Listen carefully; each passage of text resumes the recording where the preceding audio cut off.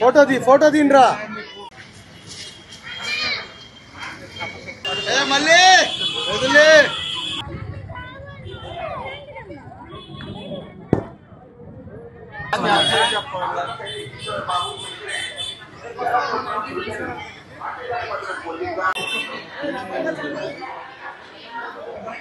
మట్టి వినాయక విగ్రహాలను వాడండి, పర్యావరణాన్ని కాపాడనే కార్యక్రమంలో Vijaya Ganapati foundation Ganesh centre Kotappakonda road నర్సరావుపేటలో ఇవాళ పూజ చేసుకోవడానికి మట్టి విగ్రహాలను ఇవ్వడానికి విజయ గణపతి ఫౌండేషన్ కార్యవర్గ సభ్యులందరూ కూడా సిద్ధంగా ఉన్నారు.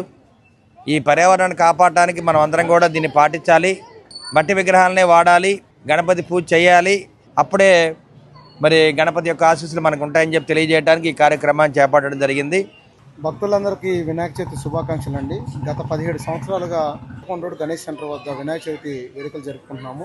మేము 17 సంవత్సరాలుగా జరుపుకుంటూ ఒక 5 సంవత్సరాల నుంచి ఎకో ఫ్రెండ్లీ వినాయకుడు ఓన్లీ మట్టి గణపతితోనే ఇక్కడ వినాయకుడిని పందిరి పండుగ జరుపుకోవాలని నిర్ణయించుకున్నామండి. అందువల్ల 5 సంవత్సరాల నుంచి ఓన్లీ మట్టి గణపతితోనే పర్యావరణాన్ని కాపాడటానికి మట్టి గణపతిని మా పందిరిలో ప్రతిష్ఠించడం జరుగుతుంది.